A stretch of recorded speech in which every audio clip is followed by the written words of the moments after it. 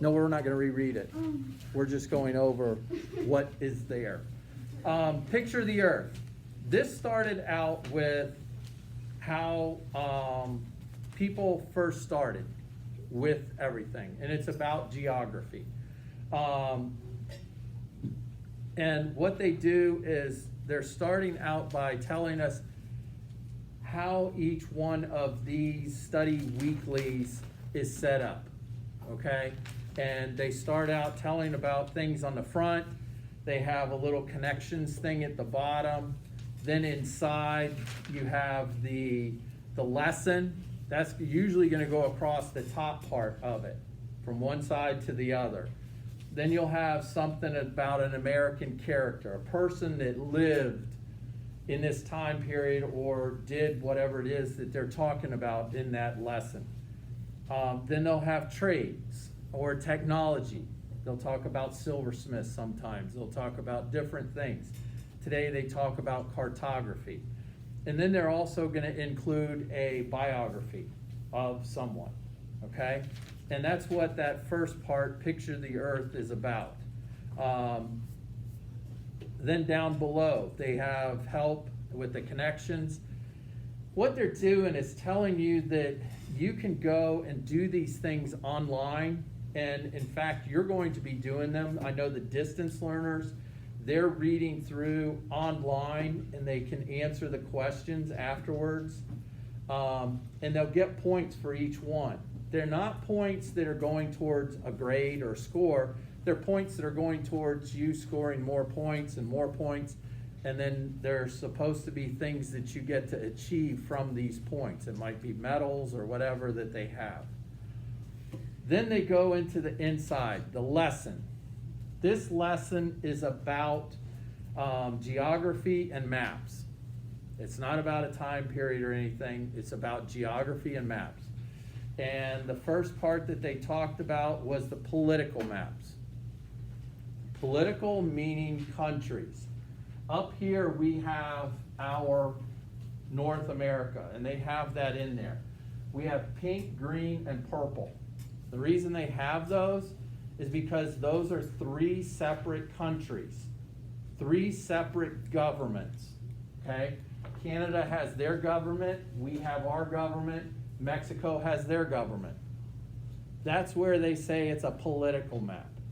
If we were to take this green map and you look at it closely, it's broken into the states. Each state has their own government. They have their certain separate laws for their area, okay? And so this is also a political map of the United States, okay? The next part it talks about is a physical map. Within this map, it is also physical because you can see these squiggly lines going through here. That's showing the mountains, where the mountains are. You have here, it's labeled the Mississippi River, where they talked about it in here. Over here, you got the Appalachian Mountains. Up here, you have the Great Lakes. This map has the Atlantic, the Pacific, the Indian, and up here is the Arctic Ocean. The one ocean that they don't have in here that they talk about in here is down here. This is called the Southern Ocean, is what they're labeling it as, okay? But then they also talk about North America, South America, Africa, Europe, Asia, Australia, and Antarctica, the 7 continents, okay? Now, moving on from that, they talk about the map features. The features on a map, gotta find one. I'm looking for the compass rose. It's right by Brazil over here. By Brazil, right here. Thank you. Here's the compass rose, showing which direction is north, south, east, west. Okay. Then next to it, they have the legend, and they took a section of the map to show over here that there's a peak, and they show that the X is for the peak. And so you would come over, if you come over here, you can find where the X is, Mount Everest at 29,028 feet. Oh, that's math. Sorry about that. But they're related. Country border, that's what this pink color is, showing where the different countries are. And you can see them all through. Africa's got a whole bunch of them. Coastline and river meaning the blue lines going through. But it's a legend on what is that's there, okay? I think they also have national capital. They have cities. They may be a big city, but they're not the capital. In other words, New York City, Boston, Philadelphia are up there, but they're a box. But if you look at Washington, D.C., it's a star, because that's our national capital, okay? But these are things that you're gonna put in a legend that helps you read it. Then there is a section that's gonna tell right here how far distances are. So you would know from here to Atlanta, if you were to measure it, it's about that far, which means that's 500 miles. Which it's about that far, right? From here to Atlanta, it's about 500 miles. 7 to 8 hours to drive there. Okay? But these are features that are on the map. Also, the other ones they talked about were the lines of longitude and the lines of latitude. And here is where the equator is, and right through here is the prime meridian. Prime meridian, east, west, equator, north, and south. We're in the east or the west. We're also in the north on the map. Then they went on, they talked about Abby Sutherland. She's 16 years old. She's deciding, I want to set the record and go around the world. So if she leaves from here, goes around, comes through the Philippines, comes around, she'd have to go under to get back up here. It's about 30,000 miles that she's going in a boat, okay? And I think it was a sailboat, because somewhere out here, she ran into the storm, broke the mast, okay? And she couldn't go anywhere. The mast probably had her communication set up on top of it, so when that broke, she lost communication.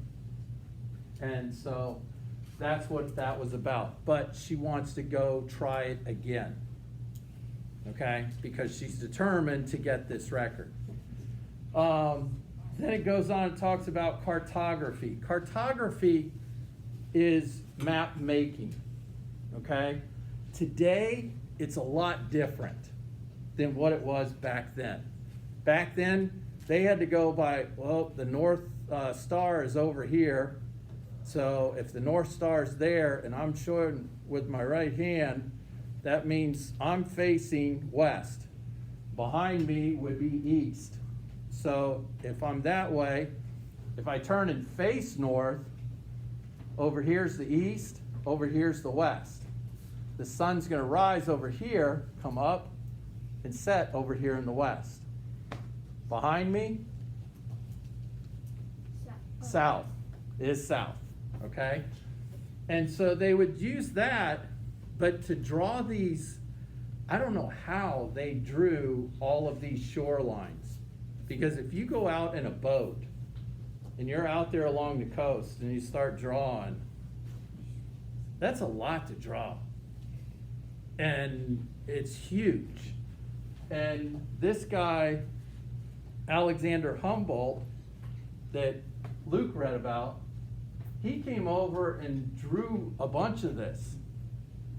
But while he was there, he not only drew it, he learned, all right, there's different animals here. Can you imagine coming from Portugal, Spain, Italy, coming from over here, coming to Florida? What is an animal that we have in Florida that they don't have over there? Florida panther. American alligators? Yeah, alligators. Crocodiles, alligators. Seeing these alligators is like, whoa, what's that? Come up on, a 16-foot alligator, that's scary. And watching them out there in the water, it's not like, going to Africa and seeing a lion or a tiger or elephant, camels, giraffes that they have there. Seeing this alligator, it would be a lot different. But that's where when he came over, like what Luke read to us, he not only wrote and showed us where the maps were, but he also wrote about the animals and plants that he saw. Okay? And you're going to find out much later when we talk about Lewis and Clark, they did the same thing. They went out and explored this huge part of the United States and did the same thing, told about the animals and the plants that were there. Okay? But that goes over basically everything that was in here. Okay? It was a lot.